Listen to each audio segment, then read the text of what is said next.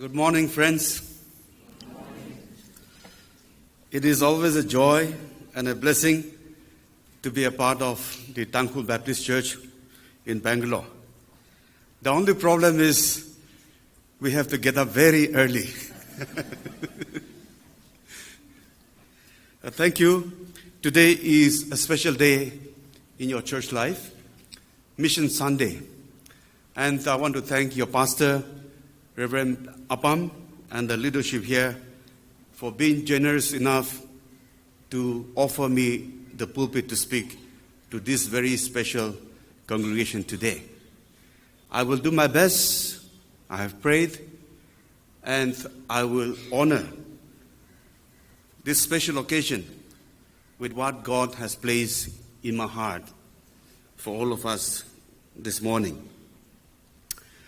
Well, it's Mission Sunday, so I have themed my sermon this morning on the line of the special occasion, Where is your treasure? That's what I want to talk to you. Where is your treasure?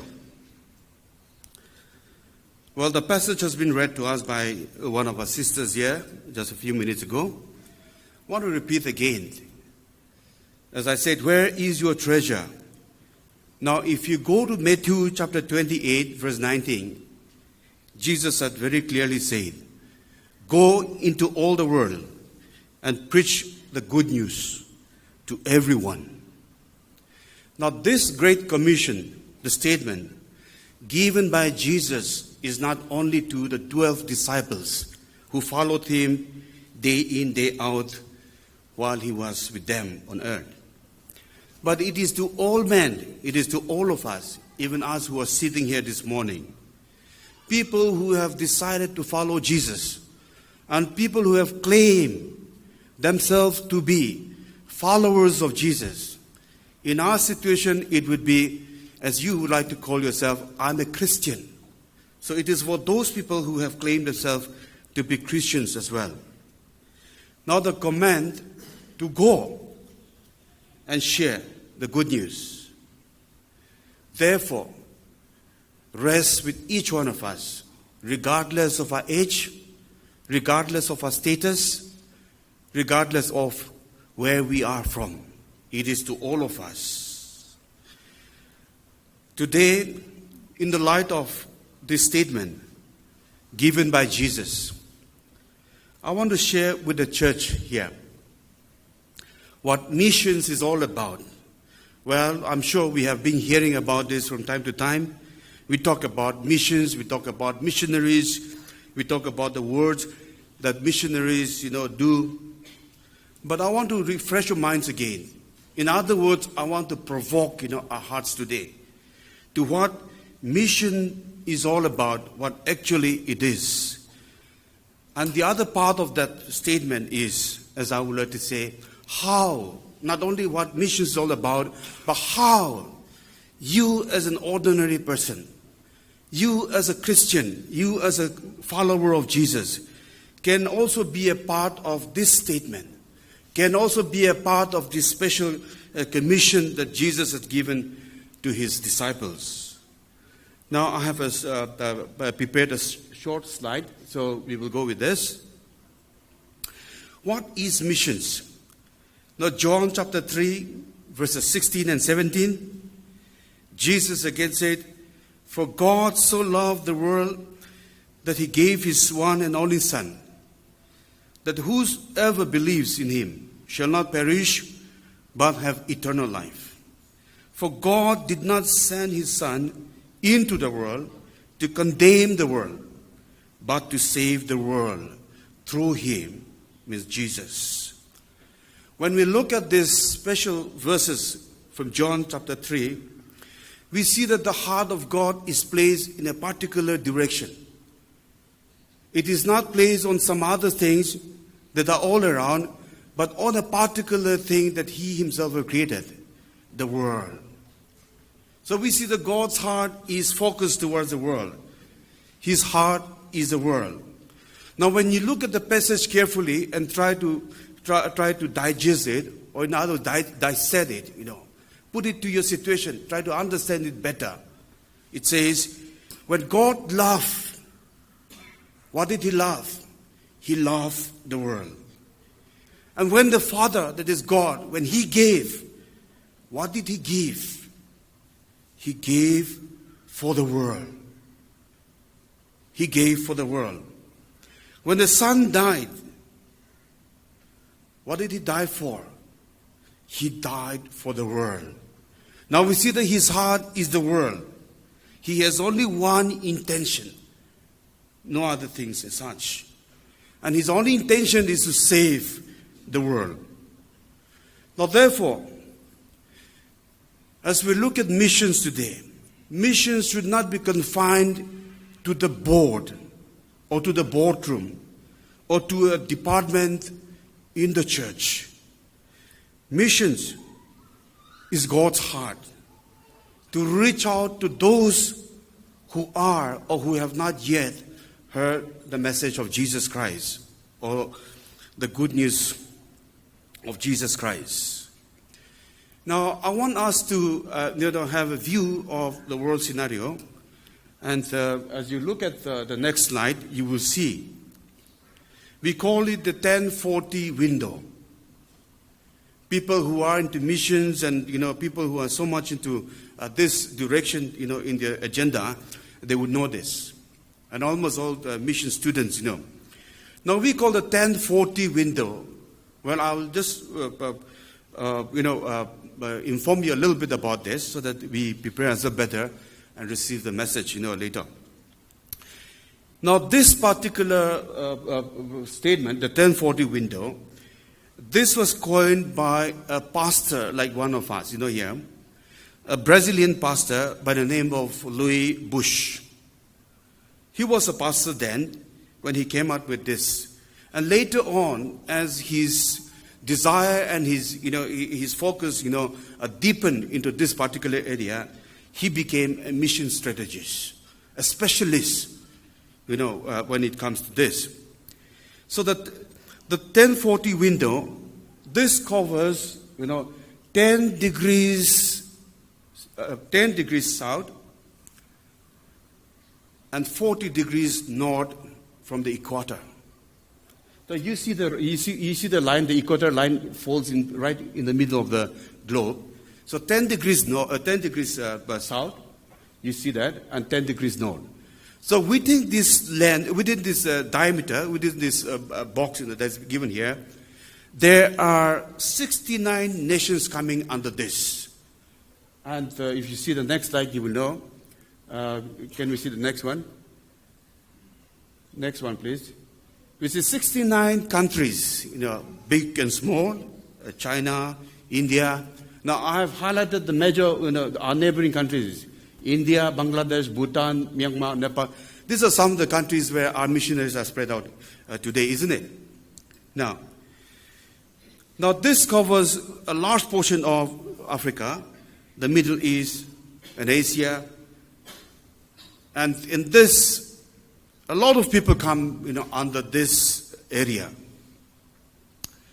Now, when you look at the world scenario, the world's population stands at 7.6 billion today. That's a lot of people.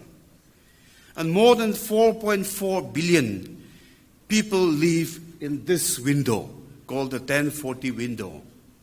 The nations that I have just highlighted here. Now, this is not a study by me. This is by Louis Bush. And this was done about 3 years ago. They have not come up with an updated data yet. So this was done about 3 years ago.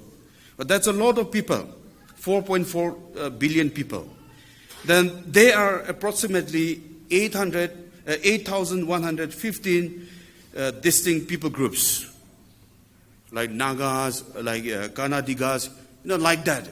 There are 8,150 groups. And out of these, 5,570 of these people groups are still unreached. That's a lot of people, isn't it? Now, we also call this, the 1040 window, the resistant belt. In a sense, they are hostile to the gospel. The difficult area to penetrate with the word of God is called the resistant belt. And it includes a lot of the world's Muslims, Hindus, Buddhists, enemies, people who are without any religion, atheists, and even the Sikhs that are placed in India.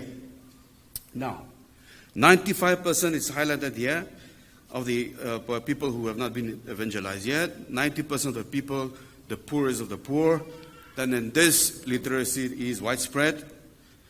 Then all the terrorist activities, organizations, and even child prostitution, women and child abuse, all these are rampant, in a sense it runs unchecked.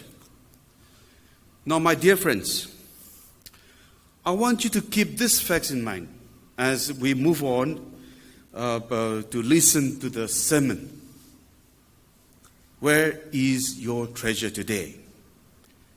I want you to keep this in mind. Now, missions involve three components. It involves three components. And you and I, though sometimes, we may try to take ourselves as somebody, well, I'm not actually called, to be a missionary or to be part of this commission. That's what many of us will do. But as you listen to these three components, this will fit us into one of the categories. Definitely, you will become a part of the great mission movement today. And you and I, you can't do anything to be out of it. This is God's heart. This is what has brought us to be together even today in this beautiful hall. It's all because of that. And you and I can't be out of that. I want you to listen to the three components that I'm going to cite one by one, quickly. Number one, going. It involves somebody going to do missions. Now the question is, who will go? Who will go? Somebody has to go. We are talking about missions. Therefore, somebody has to go. Acts chapter 1, verse 8. You will be my witnesses in Jerusalem, Judea, and Samaria, and to the ends of the earth, the rest of the world that we just highlighted, on the slide. Now, Jerusalem, as we see, is the place where we all are very comfortable in today. Jerusalem is the place where you are placed today. To your own brothers and sisters who are yet to be rich, to be informed about the love of Jesus. Your roommates, for example, or your workmates at the workplaces, or your own siblings, or your best friends in colleges. These are the people who falls under the Jerusalem category. I'm sure you have a Jerusalem in your area or in your life. Then the Judea and the Samaria covers the part of the 1040 window. That's our Judea and that's our Samaria. You and I, we can offer ourselves to go and reach out to these people. There are opportunities. When you go to Matthew chapter 9, verse 37, this is what Jesus said. The harvest is plentiful, but laborers are few. The opportunities are there, but there are people not available to go. There is no availability of people. Now the question comes to us straight. Who will go? Or can I be a candidate to go there?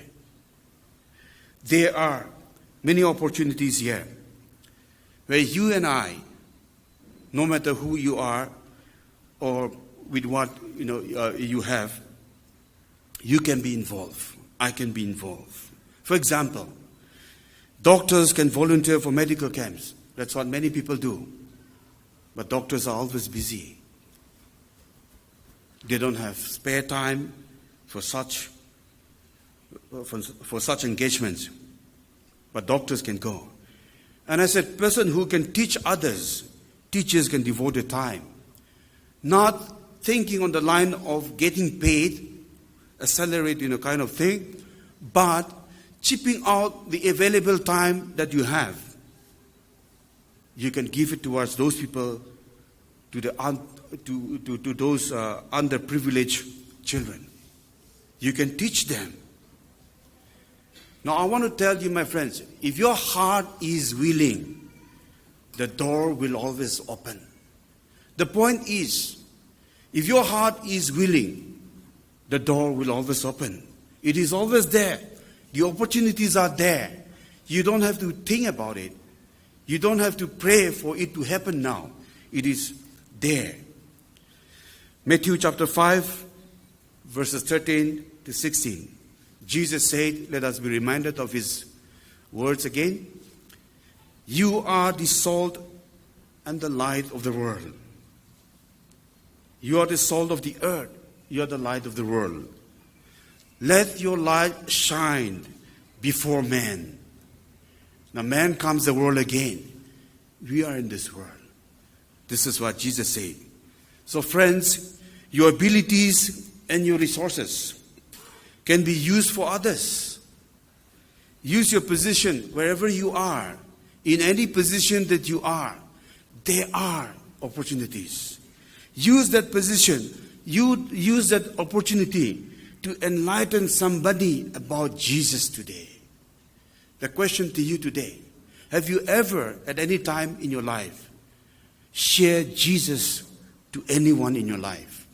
Apart from the people who comes to church every Sunday and talk with you. Have you ever done that in your life? Now the second one quickly, giving. Why do you need to give to missions? When it comes to giving to missions, I think we find our purse, difficult to open. This is what we do. But we must give to missions. Not everyone, for that matter, as we talk about mission, is in a position to go into fields, to the frontiers, and be physically involved. If everyone is to go, there will be no people in the church today. All of us, we have different opportunities before us. So some of us will have to be involved through giving our best, our resources towards missions. The best way through which you and I can be a part of the Great Commission is by donating or giving our wealth without conditions, without putting any category. Gives generously towards missions. When you give, do not question. When the mission projects and mission agenda comes to you, do not question. I will do this first, then if any money is left, I will give. Mission is God's heart. You are a product of that one. You are a product of missions. Therefore, do not hesitate to give. It is an opportunity to be able to donate whatever we have with us for God's word. Remember, your money can help to set up a church. We have beautiful sanctuaries to worship today, but there are many places where worshippers worship without a proper thatch house even. Your money can help them to set up the church, a hospital, a clinic, a school, or even for that matter, buy a small Bible for somebody who is longing to have that. Or even sponsor somebody who's struggling to go into Bible college to equip themselves for mission work. This you can do. Your money can go a long way. It may be a small amount, but it can go a long way in helping somebody to accomplish the task that God has given upon him or her. I want you to just ponder on this. Don't you think it's a very good news for you and I? If the money that I give to the church or to mission works can help somebody or can bring somebody to hear or to know that Jesus loves him too or her too. Don't you think that's great news? It's not just about sitting in the church and listening to sermons Sunday after sermon. You have to share. You have to let somebody know. And if you cannot go, you have the ability to donate. Your money can help somebody to transfer those words of Jesus. I care for you. I died for you. To dead people in the far off land, in a village or across the border or anywhere. Now the point comes here, as I said earlier. How much should I give then? Do not decide about the amount. Whatever your heart prompts, bequeath and just give. I have an example of the Macedonian church here in 2 Corinthians chapter 8, verses 1 to 3. Let me read it out for us. And now, brothers, we want you to know about the grace that God has given the Macedonian churches. Out of the most severe trial, their overflowing joy and their extreme poverty, well up in rich generosity, for I testify that they gave as much as they were able, and even beyond their ability, entirely on their own. They gave out of what they have with them, out of love for the world. Their condition was not that good, They were under trial, persecution. Everything was in a difficult situation. Yet, towards that mission work, they gave beyond the ability. So the point here is, when it comes to sharing the love of Jesus to others, helping this particular work, in our lives, the question is, give and give and give till it hurts. That's the point. Give and give. Do not set the amount. You're giving because you love the Lord. You're giving because you want somebody also to hear the word, the good news of Jesus. This is the point you have to keep in mind. Give. Do not question. Do not murmur. Do not complain. Give freely, cheerfully. The Bible tells us God loves a cheerful giver. So your attitude matters alone. Now, a further thing that I would like you to look at. Now, we find a story about a boy with 5 loaves and 2 fish in John chapter 6, verses 1 to 13. Now, this is a very good example. I love preaching long sermons, from this particular passage. But quickly, a little bit of what applies to us today. Now, in this particular story of the boy with the 5 loaves and fish, when disciples went around looking for people who have resources to donate for the miracle to happen. Now, the disciples, one of the disciples found this boy with 5 loaves and 2 fish. When the boy was approached to give that was his only lunch which his mother prepared for him that afternoon. He gave without questioning the disciples. He just gave. And when he gave, the boy did not know that Jesus would perform a miracle out of those loaves and fish. Jesus turned it into, hundreds and hundreds, thousands. And he fed 5,000 people, and we heard the story that they collected even 12 baskets leftovers of loaves and fish. Now, Jesus could do a miracle with whatever you give without questioning. When you give without questioning, your money or your resources, it will not have that miracle effect on it. Give without questioning. Give joyfully. And Jesus can perform a miracle with that giving that you give away. Whatever you have with you, it doesn't matter. It is all, to do with your attitude. All it matters is that. Give freely. Little, that's what it may seem in your hands while it is there with you. But little is so much in the hands of God.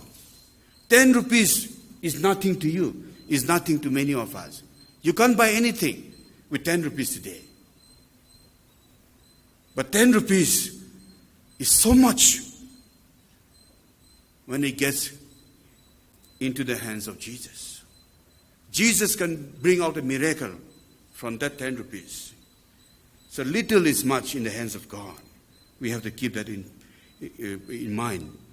All of us, we have the potential of a miracle for Jesus. All it matters is when we give, we must give without questioning, cheerfully. That's the point. Now quickly the last one. Prayer. Missions cannot survive without prayer. We see in Acts chapter 13, verses 2 and 3, about Barnabas and Paul. While they were worshiping the Lord and fasting, the Holy Spirit said, "Set apart for me Barnabas and Saul for the work to which I have called them." So after they had fasted and prayed, they placed their hands on them and sent them off. This particular statement, can, apply or refers to many of us who are today placed in different cities, different parts of the world as missionaries. Our churches do that for us when we were sent off from our homes to be in Bangalore. I'm sure the same thing we do for our pastors here and all others. Now, missionaries from different countries, including our own, from our own church, we have seen that even this morning. Now, missionaries are placed all over, and these missionaries are braving against persecutions. It's happening. Then we have cultural conflicts. Then we have family barriers, financial strains, hardships. There are different kinds of struggles that we go through as missionaries. We never come to think of it. We just think missionaries live a comfortable life. It is not so. The money is there, yes, for some people. Their physical needs are met. But how about the emotional stress that they go through? Or the mental pressure that they are pushed into when they go into different tight situations? Away from home, from family support. There are missionaries who are braving all this and working hard to spread the message of Jesus to others. Now, what can we do for these people? There is one thing that each one of us, even if you don't want to go, even if you don't want to give your money, or I think that's not the right way. Even if you don't have money to give, you can still spend 1 minute prayer for somebody you know as a missionary. That's something all of us here can do. For missionaries, we can pray for the God's word will have free flow. It can go without hindrance, without barriers. Then they can be protected from persecutions, and that they will also be protected. Their families will be protected. Sickness, hardships, not only the missionaries out in the front line, but also for the missionaries' families who are placed back home.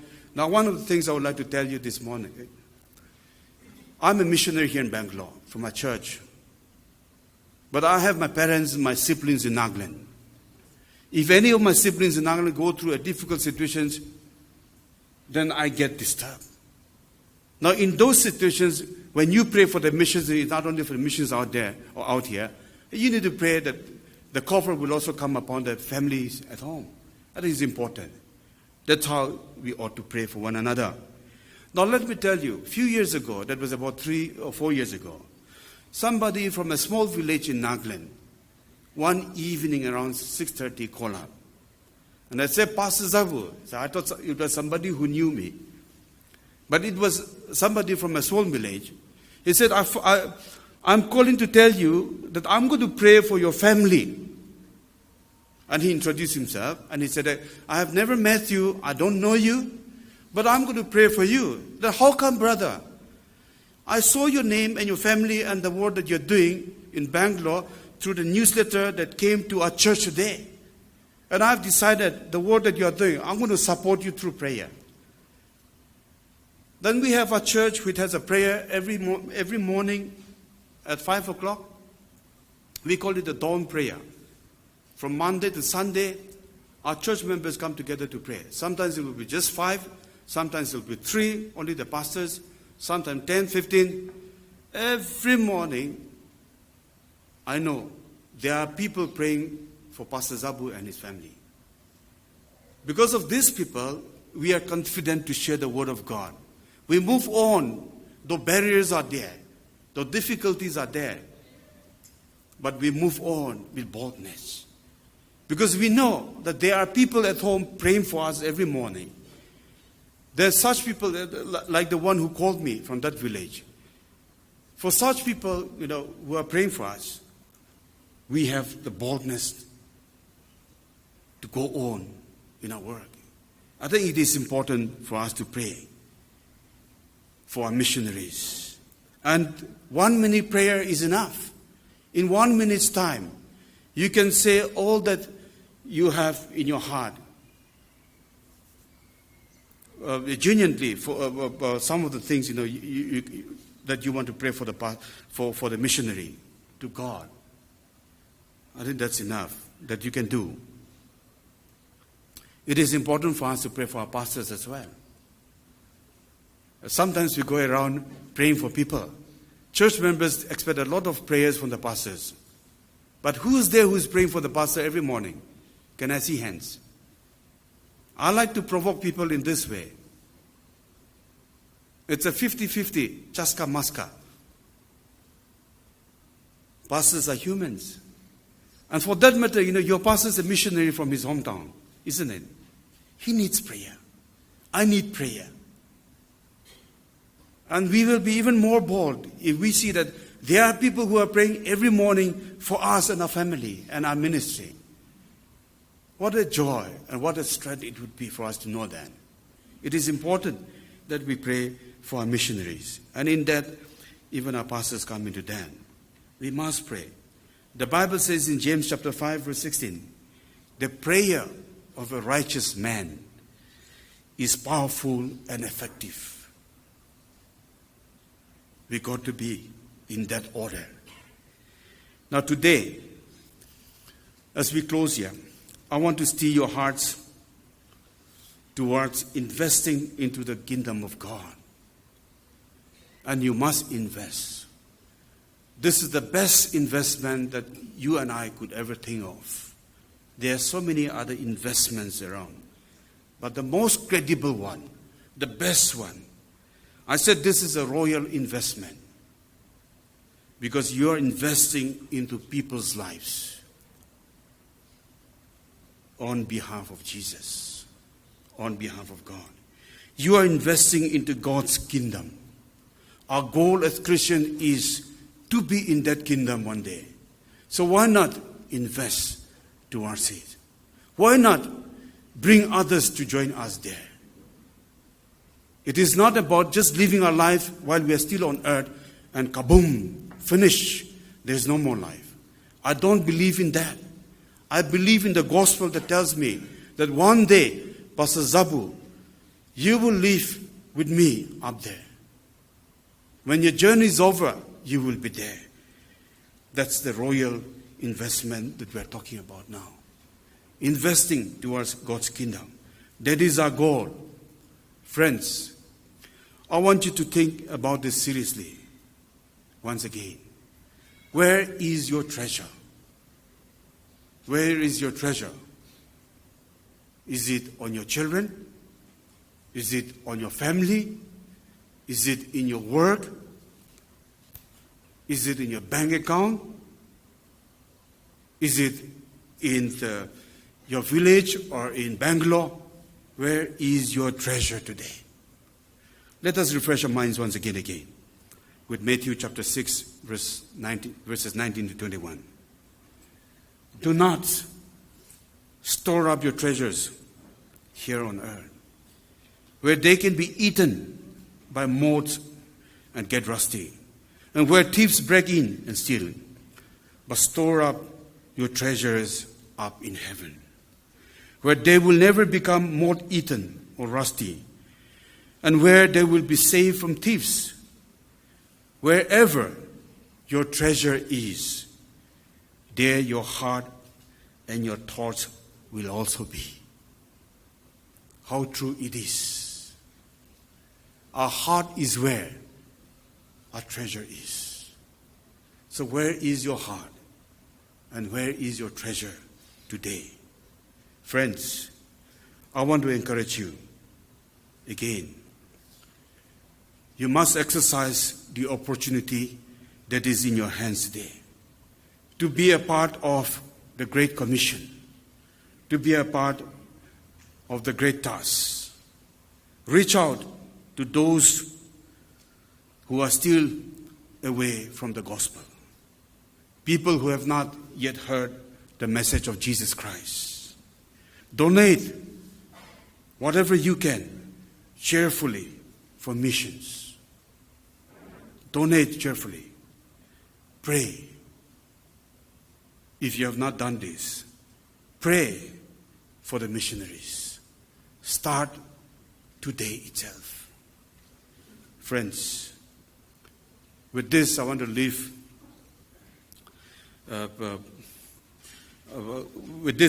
the message, to you, that all of us, we have the potential to be in one of these categories.